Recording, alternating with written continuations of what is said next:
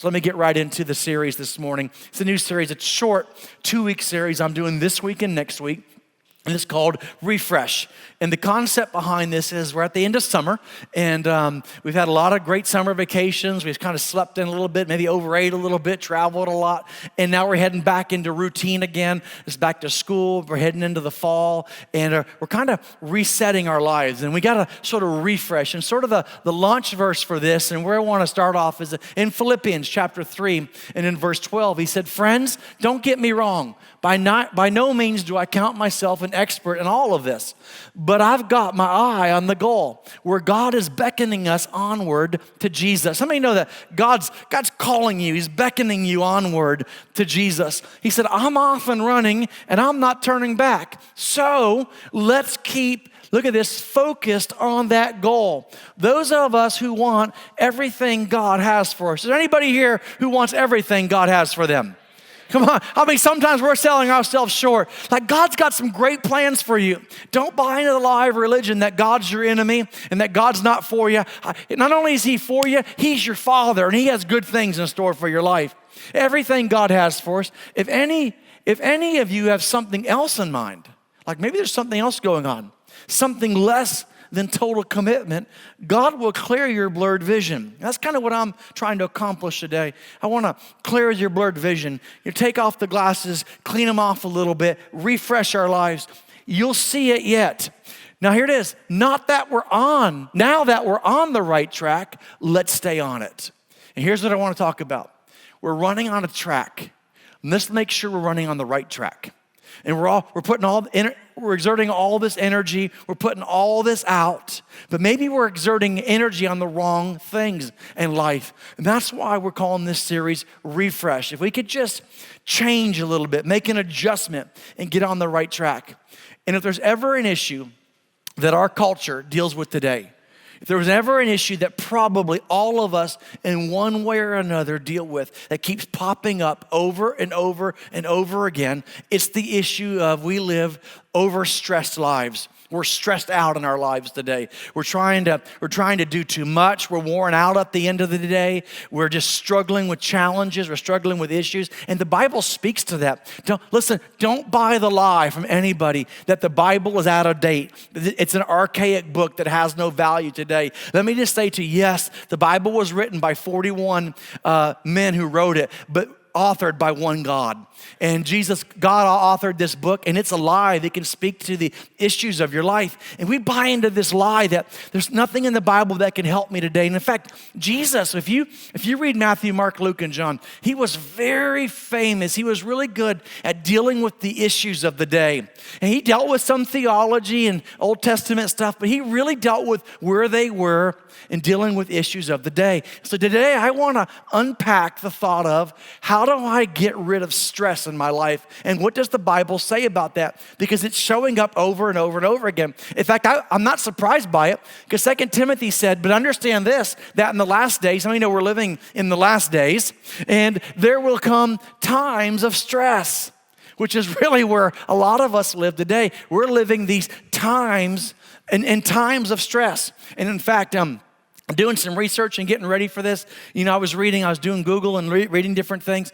And there's actually things called stress institutes now. There's actually institutes that are designed just to study stress. It's a new phenomenon, really, in our generation. In fact, as a result of being overstressed, there's another phenomenon that's popped up in the last 20 years. We have these things, people called life coaches. Like you need a coach just to get through life. And I'm not making fun of that at all, but I'm saying that's how stressed out we are. And in fact, one study said this: 1 in 5 Americans, this isn't the rest of the world, only in America, 1 in 5 Americans consider themselves overly stressed. That results in depression, that results in panic attacks, it results in their body being harmed. And in fact, one study said 60% of all sicknesses and diseases find their root in stress. In other words, stress is what really causes it to be launched in your body. And so 1 out of 5, and in fact, one study said this: 44% of Americans now consider themselves stressed. And that's a 40% growth from 5 years ago. We're at this rate, in 5 years, 100% of Americans are gonna say, I'm stressed. Okay, and so this is really an issue of the day. And what does the Bible say about this? And I came up with a list of things that, because what I want to do is trying to get you to buy into this, that maybe I need to hear something on this. Here are some things I think we get stressed about, and that is finances. Like we get stressed about, do we have enough money? Here's another one, deadlines. I mean, if you're a student, you have papers that are going to be due, you have tests that are coming up. If you're on a job, you have deadlines there, just deadlines. And how about this? And this is a big one, especially in the Orlando area. It's the balance of life, work, and family. Like, how do I balance all of this out? I've got work, I've got life, I've got family. Am I the only one that thinks that it's a full-time job just to live life sometimes? Just to live life. And then how about, this is a big one, expectations of others. This is something that really we deal with today. What do others expect of us, and trying to measure up to those expectations. Here's another one. I'm married. Oh, here's another one. I'm not married. The married people want to be single people want to be married. I'm trying to keep both of them in their lanes. Here's another one. Parenting. Parenting, come on, it's a full contact sport being a parent sometimes. Here's another one, and this is hard. Difficult decisions to make. It can be stressful. Do I move? Do I take a new job? Do I quit my job? Do I buy a new home? Do I not buy a new home? Do I keep rent? We have all this stress that comes from that. Here's one, in-laws. I'm moving right along, just being funny. How about this? Can you believe it? Another election's coming up, everybody. That's stress. Come on. I don't even want to watch TV anymore already. Here's another one. I-4 makeover. It gives me stress. Just traveling on I-4. And so what does the Bible say about this? Jesus had this conversation with the disciples about a big change in their life, and they were stressing, and they were flipping out about it. They go, what are we going to do? What are we going to do? And Jesus said something. He said in John 16, I've told you these things so that in me you may have peace. Because in the midst of this, you can have peace. But in this world, anybody live in this world here? About 10 of you. The rest of you live Mars. How many live in this world?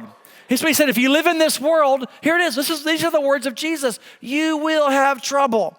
It's only an American gospel that says if you live in this world, you'll never have an issue, you'll never have a challenge. But here's what Jesus said. You might have issues. It's just because you live in this world, things come up, traffic and financial issues, things that happen. But take heart, I have overcome the world. Here's what Jesus said. I can't guarantee you a life that you won't ever have a challenge or an issue, but I can guarantee you this. In the midst of your trial, the midst of your trouble, the midst of your stress, you can have peace. He didn't guarantee you a trouble-free life, but he promised you a stress-free life if you apply the principles out of the Word of God. You might get that phone call. You might get that stress. You might have trouble that comes up, but he said, I'll be with you. Now here's the challenge for a lot of us. We see a verse like this and we say, Lord, it can't be true because I have stress in my life.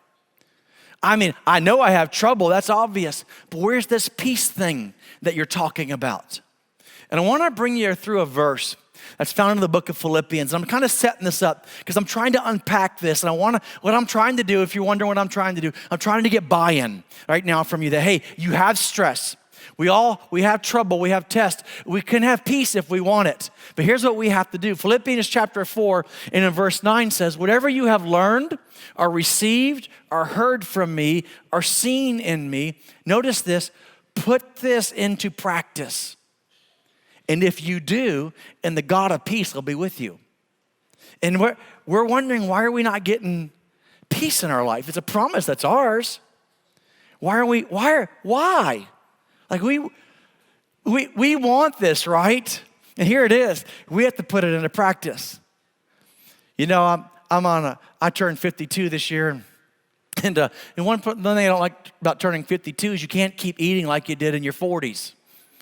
You can. It just, now I have money to buy new clothes. Back when I was younger, I couldn't do that. But now, but I don't want to just keep buying bigger clothes. And so, I'm always on a quest to lose weight. If I could find it in a pill, I'd buy. If it existed in a pill, I'd buy it. I'm letting you know right now. But usually ends up having to join the gym and go through an exercise program and cut back on this and cut back on that. And interesting enough is something about, buying this stuff off television. I don't know if maybe it's just me. You see this on there, buy this and you eat this pill or drink this shake, you're gonna lose all this weight. And it's something about it when you call in and order it, you already feel skinny the minute you bought it.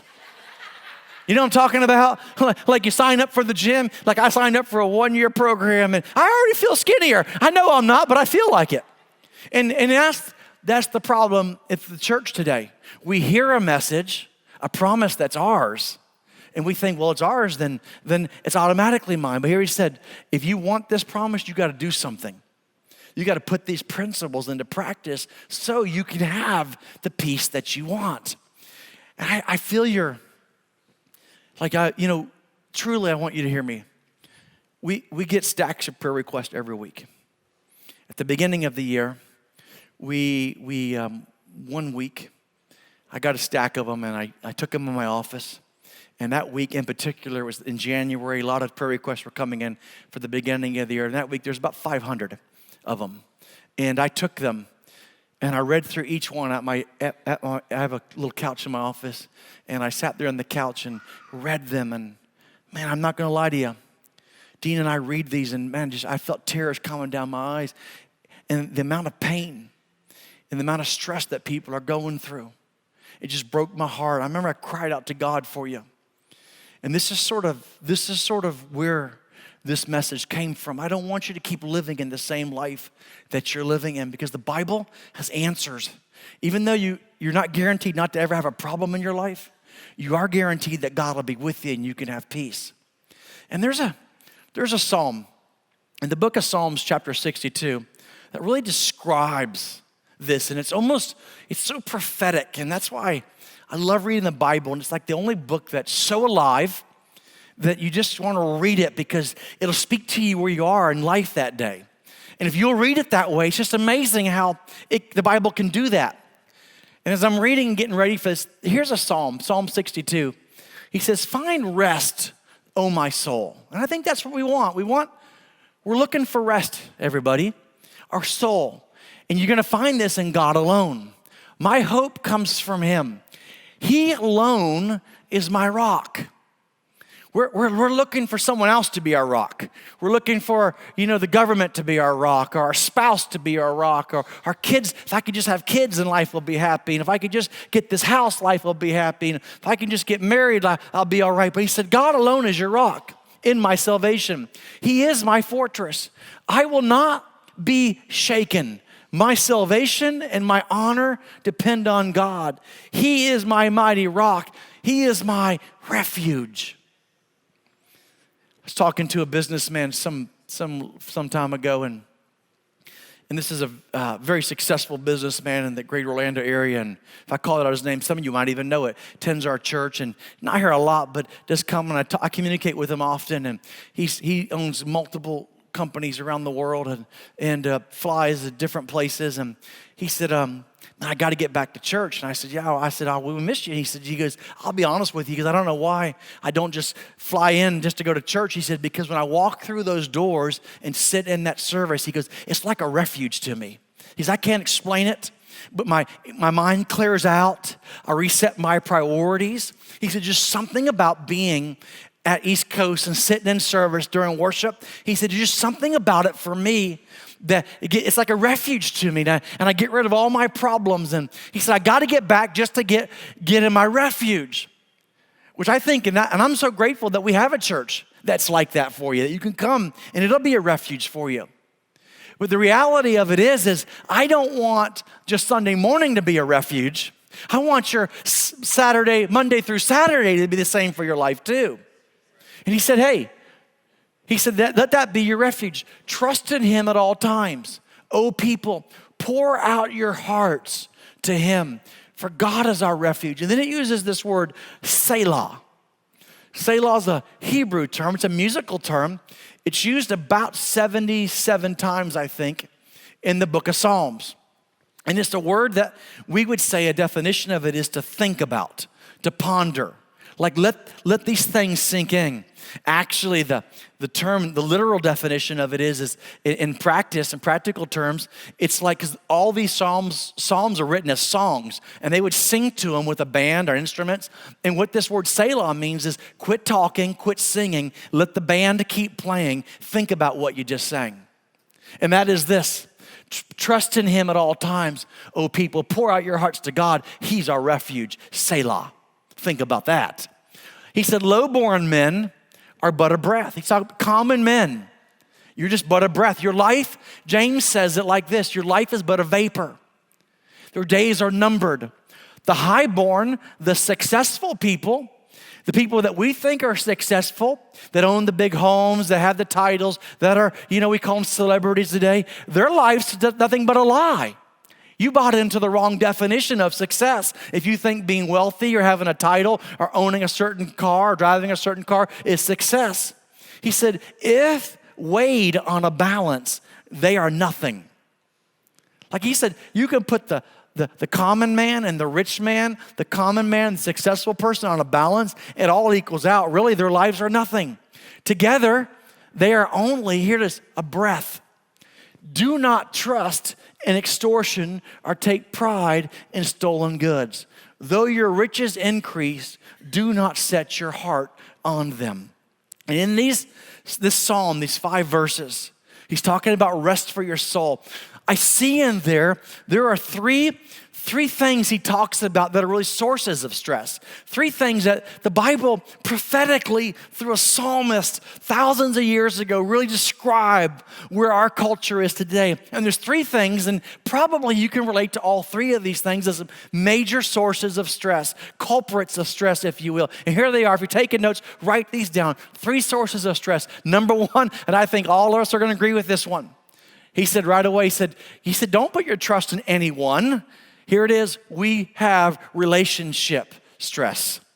If we're honest, like this is probably the single biggest source of stress in our lives, is getting along with people, getting hurt by people, disappointing people, being disappointed by people, betrayed by other people, forgiving people, getting hurt by people. And can we just be really, really honest today? Sometimes forgiving people can even be a source of stress in your life.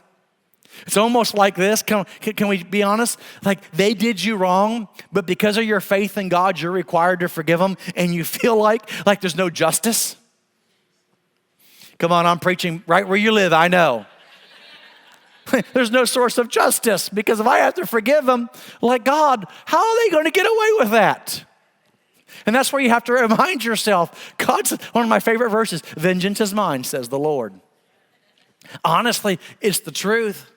Have you been betrayed before? Have you been spoken evil against when you know you didn't do wrong? Have people hurt you intentionally, hurt you unintentionally, disappointed you, abandoned you in the worst day of your life? Come on. We all can relate to that, and that can be stressful for us. And I chose those 6 characteristics of stress in relationship because all 6 of those things I just spoke about, Jesus experienced over a 12-hour period. Betrayed, abandoned, accused, lied about. All of those things, he dealt with those. And if anybody had the right not to forgive, it would have been Jesus. The question is to ask you all this. Have you ever, maybe I'm the only one that's ever needed to call on the mercy of God in my life. Have I ever done anything that I regret doing? Have I ever said something that I regret doing?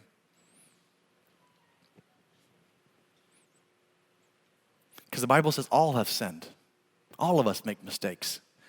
And maybe you never prayed a prayer like this. Maybe only your pastor's done this. Hey, God, I'm serious. I'm sorry. I promise you, I'm going to get this under control in my life. And then 12 hours later, God, I'm sorry. I'm really going to get this under control in my life. And you prayed a prayer like that before? And here's what I would say to you.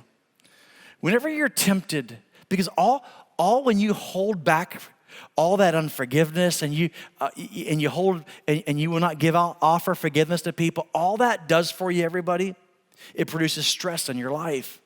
And here's what Jesus said. And then many will be offended. And that's where a lot of us live. Betray one another and will hate one another. That word offended is the Greek word scandalon. It's where we get our English word scandal. Okay? And actually, scandal's not even a good definition of it. Scandalon, the Greek, it actually paints a picture of a trap with a really good piece of bait in it. And if you'll grab that bait, you'll be trapped in something. Jesus said that's what offense is. It traps you. And he said, hey, it's causing stress in your life. To which I would say to you this, is freely you have received forgiveness. Here it is, freely offer forgiveness. As much as you need it, we need to offer it. Here's the second thing that really the psalmist talked about that are sources of stress in our life. Relationships for sure. How about this? Money. How about money's gotten out of control? And this is really more of an American issue than anything else. Do you know today, I was reading some information in the Wall Street Journal about this recently, that our salaries are rising. But do you know it's rising at a quicker pace than the rate of our salaries is our debt. It's a phenomenon they can't really figure out because they're thinking if salaries rise, people would use that excess to pay off debt or at least be equal. But what's happening is it's raising higher. It's going higher than actually as our salaries are raising, which is we are becoming a society that's really out of control when it comes to consumption and debt. And he said, hey, money causes source and stress in your life. And here's what the New Testament says in 1 Timothy. But godliness, here it is, guys. Godliness with contentment is great gain.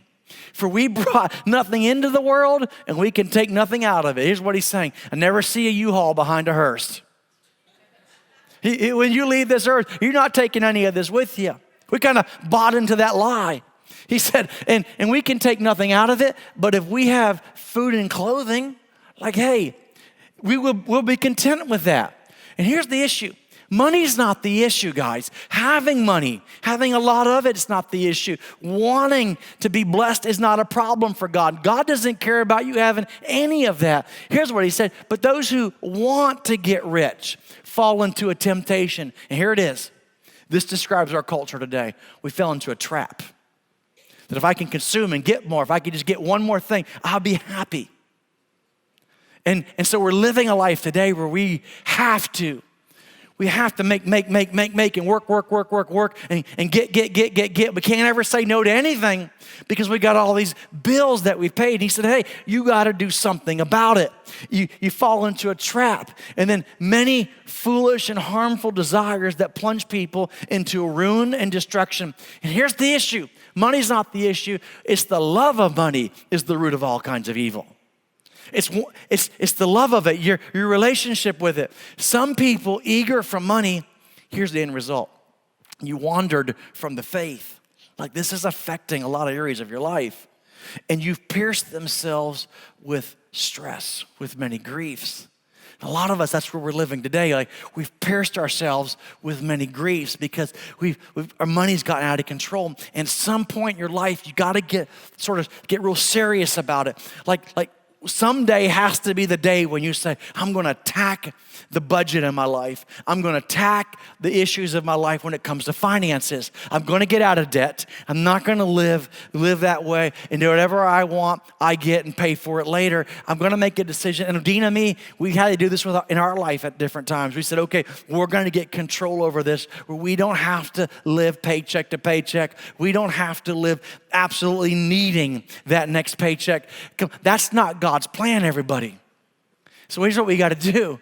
We've got to get into a small group, like a Financial Peace University.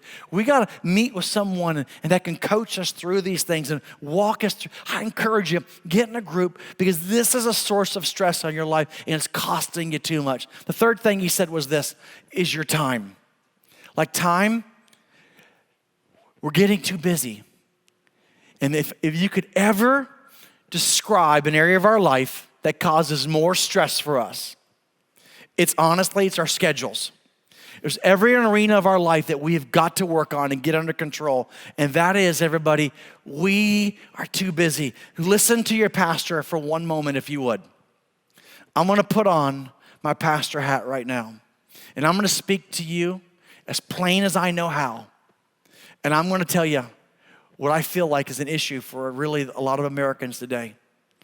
Stop saying yes to everything. It's okay to say no to something. And I'm going to go where I shouldn't go. I'm going to say something that I know that's going to upset people. But one of the greatest disservices that you could ever do for your child is to have a child-centered home. It's a home that's built just around their desires only. Because the reality of it is that's not life for them. I woke up one day, we have 5 kids. I woke up one day and said, you know what I'm doing for a living? I'm no longer a pastor. I'm a chef, I'm a cook, and I'm a maid. And I said, that's not my purpose in life, to be a chef, a cook, and a chef, a chauffeur, and a maid. I'm preaching better than you're shouting, but I know it'd be quiet when I said all this.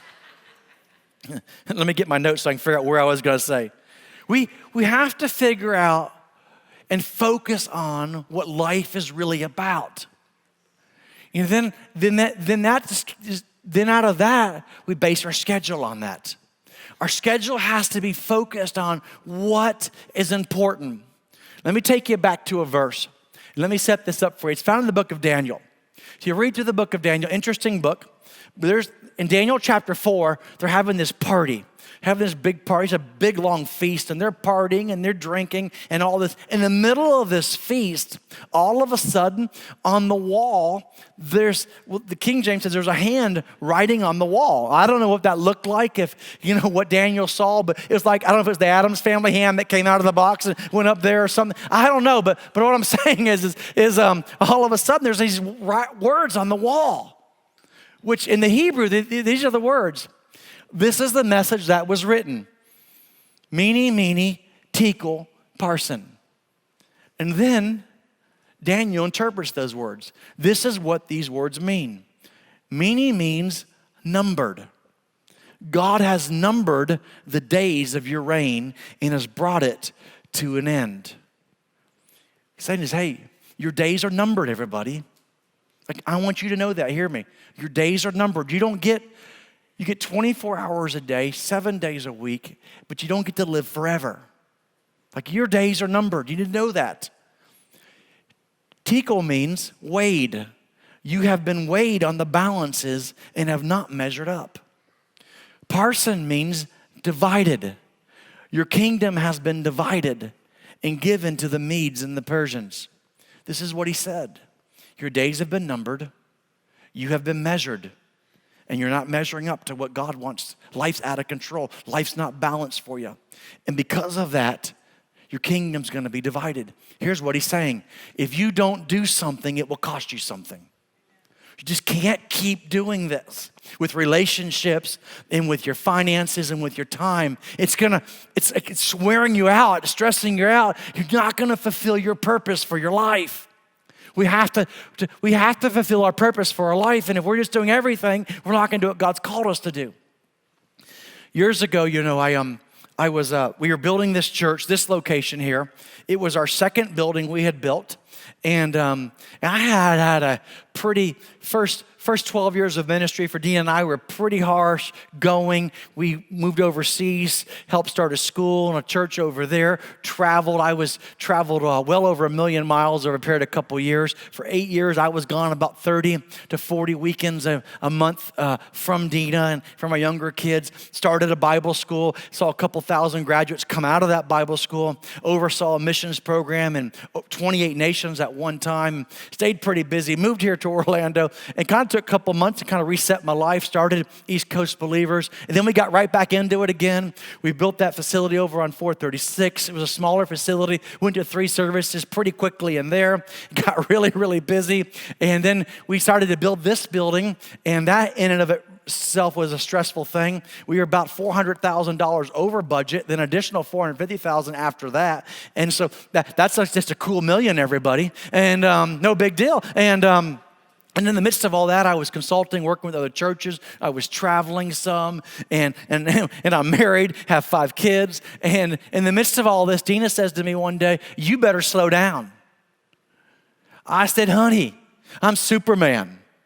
I can do it all." She goes, "No, Norm, you're getting up early and you're going to bed later and later." I see you getting up earlier and earlier and earlier. I said, "But honey, I got to lead this. I got to lead our team. We're in the midst of growth right now, building a building. And I got to lead. I got to lead by example and be there." And she says, "You better stop." And then I did what all pastor husbands do. I said, I used a Bible verse, but I can do all things through Christ who strengthens me. And that, by the way, doesn't work very good, guys. And so a few weeks went by. On a Friday afternoon. We had a big women's conference at our old building, completely sold out event. And man, they're in there working. I'm in my office. All of a sudden, just in the middle of the day, I felt like, man, someone took a hot poker and just jabbed me in my back. I was like, whatever was that? I thought it was a spider bite or something. So Dina happened to be there at the office, which she isn't always. And so I ran out and got her. I said, "Dina, come look at my back. I think I got bit by a spider." She took my shirt off, looked at it, and she goes, "Oh my gosh, it looks awful." And there happened to be a friend of ours that was sort of medically inclined that was there. And so she came into my office, and Dina and her, she goes, "I don't think you should go to the doctor." So I called up my doctor, and I said, "I got this." He said, "Come right on in." And so I went right over to his office right down the road from here. And I got there, and I sat down. He said, "Take your shirt off." Took my shirt off. He says, "Norm, are you stressed about anything?" I says, "No, I'm not. I can handle it all." He goes, "Are you a man that listens to your wife?" I said, "Not usually." And this is what he said. I'm not lying, Dr. Chase. He goes, "You should." He goes, "You're not really sick, but you're crazy." He says, "You're too young for this." I said, "What is it?" He goes, "You got a really severe case of shingles." I said, "Okay, doc," because I didn't hear everything. I said, "Okay, doc, give me a pill." "What pills do I have to take?" He said, "No pill's going to help you with this, Norm." He says, "You got to go rest. You're going to rest." And this is what he said. He said, every time you feel that, because you're going to feel it. Every time you feel that pain, you remember, you should rest a little bit more. And it was a wake-up call for me that we can't do everything all the time, everybody. We have to get our schedules under control. I have to get our time under control. He says what he said. He said to the king, he said, "Listen, your days are numbered. You have been measured. You're not measuring up. And I'm going to divide your kingdom. It's going to cost you something. And here's the warning. You better get stress under control, or it's going to cost you too much." So let me give you the answer. I've got 4 minutes left with you. Let me talk to you about what does the Bible say about this? He said, "Remind me how brief my time on the earth will be. Remind me that my days are numbered." Here's a verse I want to go to. He said, "This is what the Lord says. Stop at the crossroads." I've given you some crossroads. Time, finances, relationships. Stop. Look around. Ask for the old, here it is, godly way, and walk in it. Travel its path, and here it is, you will find rest for your souls. He said, do the God's way, and you'll find the rest for your soul. So here's the thing. What is God's way? And there's some principles. I want to give you 3 principles as fast as I can. Number 1, there's the priority principle. All this principle is, here it is. If you want to know God's way, here it is. Put God first in every arena of your life. Get the priorities right in your life. Like here's what you need to know. I'm married 25 years. This is the truth. Dina is my number 1 in my life. She's my number 1, and I'm going to keep her number 1. I'm going to work hard at keeping her number 1. And because here's what I know. If I'll keep her number 1 in my life, my family will be better. But yeah, I got some little kids that want to be number 1. Man, they come out of the womb. And man, they're manipulative right away. They gotta figure it out. They know how to do it. They know how to get distance between you and her. Because they want to be number 1. But if I'll keep her first, my family will be better. Here's what I'm saying at church. I mean this. I'm keeping God number 1 more than you. Because if I'll keep God number one, you'll be okay. In my finances, I'm going to keep God number one in my finances. Because I'm not saying this because we need offerings at East Coast believers. All I'm saying is you put God first in your finances, not just giving him a tenth, but give him the first tenth. The 90% left over is redeemed. It makes it all work out for you. There's just something when I wake up in the morning, I'm going to give God the first part of my day, not what's left over in my day. I'm going to start off talking to God. It just makes the rest of the day better. Here's what it is, guys. It's the priority principle. God first in all arenas of my life. Maybe this is a wake-up call for us. Like I've talked about this at the beginning of the year. Like maybe it's time to institute a devotional time in your life. Put it on your phone as a calendar event. Like I'm gonna start with 5 minutes, then go to 10, go to 15. Like God, you get in that first part of my life. Maybe it's time at home, guys, to say, okay, I'm putting the right people first in my life. I'm doing a series in September called Where Do We Go From Here, talking about eternity. And I'll get ahead of myself. I've never seen anybody on their deathbed say, I've never seen it. I've been there multiple times in my life as a pastor. I've never ever seen anybody go, man, I wish I just would have closed one more deal. I wish I just could have worked a few more hours. I've never seen anybody on deathbed go, I regret going home from the office a little bit early, spend time with my family. Moving right along. The intentionality principle. This is living an intentional life. Like here's what I'm saying. Be more focused on why I exist. I think one of the beautiful things we do at East Coast Believers, we have a great system set up where we're going to go reach people far from God. What I'm trying to say is, if you could just know God, if you could just get to know him, you'd fall in love with him. And that's our goal. That's what we're trying to do on Sundays. Like I make no bones about it. I'm not trying to do anything else. I'm just trying to get people who are far from God to fall in love with God, to become a God-first life. And then we want you to grow in your relationship with God. Well, how do you grow in your relationship with God? Here at East Coast Believers, we do it two ways, through small groups. Like if you get part of a small group, and I just know if I can get part of a small group, then I can find the freedom that I need in my life. If I get part of a small group, then really I could connect with other people and they could help me grow. They could call out my stuff. I could call out their stuff. On the worst day of my life, the Bible says, pity for the man who falls and he doesn't have anybody beside him to help pick him up when he slips. That's why we need that. But we also got something else called Grow Classes. It's a 4-week class, almost like a membership class.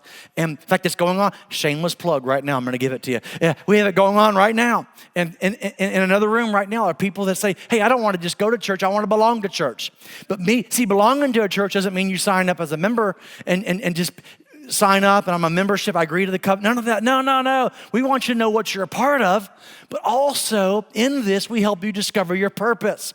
We help you discover why you exist. Because here's what I know. If you find out why you exist, then the rest of your life will be better. Like, why on earth am I living in the year 2019 on planet Earth? Ultimately, here's the reason why. I want you to give your life to the plan of God. Because if I could give my life to the plan of God, I know one day you'll stand before Jesus and you won't regret your time on this earth. You'll have no regrets. And that's what I'm trying to accomplish with you. Here's what I'm saying. If I know what to say yes to, saying no to something else is easy. Like for instance, I made this mistake one time. Saturday nights, I don't do stuff on Saturday nights. Saturday days I do. During the day, but up to about 5 o'clock. At 5 o'clock is my cutoff date. So I have had awesome, wonderful invitations to go to football games. I love college football. I love the UCF Knights. Love the Florida Gators. Boo! No, I'm just kidding. And but I love college football, and my kids love it. We all do it together. But here's the deal. I don't go to games on Saturday nights. I did it one time. And I regret it. I wasn't the best for you on Sunday mornings. And so I have to say, I know what I'm saying yes to. It helps me say no to what's not important, everybody. It's not that, is it wrong to go to a college football game on Saturday? No, but for me, because that's not my purpose. People say, well, Pastor, you've got to, I've given up. You don't even know the tickets I've given up here. And I want you to know, I've given up some really sweet tickets. You know, UCF sweet tickets to suites and up there, and even at the swamp, you know, for second row, 35 yards, giving all that up. Why? Because I know my purpose. I don't want to get distracted. Here's what it is. It's really, you got to give your life to the plan of God. Matthew 13 says it like this: the kingdom of heaven is like a treasure. Like this treasure. Here's another word for treasure. It's your purpose. That a man discovered his purpose hidden in a field. In his excitement, he hid it again and sold everything he owned to get enough money to buy the field. Here's what he's saying. That's your purpose. The field is your life. Do you want to use your purpose you want to use your life to fulfill your purpose? Let me wrap it up with this. We're done right here. That's the eternity principle. That is, I live forever. That I don't just live for the here and the now, but I'm going to live forever. We got to remind ourselves. It keeps money in priority. It keeps fame and success in priority. This isn't my ultimate home. Dean and I every year go to New York City in December for 2 days, and we've done it for a lot of years now.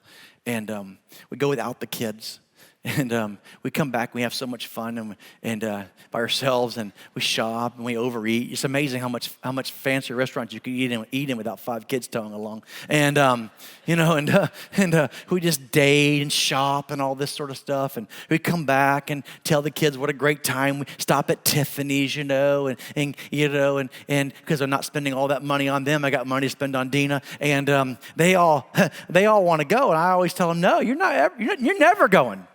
You're never, ever going. I don't know what's going on behind me, but something good's happening. And so, but I travel a lot. Like I'll leave the day after service, and I've got to go preach at a meeting, and come back Tuesday. But often when I travel, I'll let one of the kids come with me, and son sort of makes it a little easier for me when I'm gone away from them. So we'll usually have one of the little ones with me, and it's just one of the things our church lets me do, and so I bring them along. And so one trip I was on a couple of years ago we were flying to New Hampshire. I was going to preach up there, and we flew through New York City, and I had my one daughter with me, and so we landed in New York City. As we landed about 8:30 in the morning, she said, I want to get some of that pizza you guys talk about, that New York City pizza. I said, okay, well, we'll find 8:30 in the morning. We go look through the airport. And if you've been through JFK, they have it there 8:30. They have buffets set up there all night long. And so we went and got a piece of pizza there. And we got back on our connection flight to fly over to Berlin, New Hampshire. And we sat down, and I could tell she was a little disappointed. She looks over at me and she goes, Daddy? She goes, I don't think New York City is all that cool. I says, what do you mean? She says, you guys talk about this pizza. This is no different than pizza we get back home. She says, and I don't think New York City is any different than Orlando. I says, what do you mean you didn't go? She goes, well, I thought we were in New York City. I said, oh no, we were just in the airport. I think a lot of us live our life this way. We think this is everything. And this isn't everything. One day we get to go to heaven. And it keeps this reminder that don't put so much stock in this world and disappoint you. This isn't everything, everybody. We got eternity with God, amen?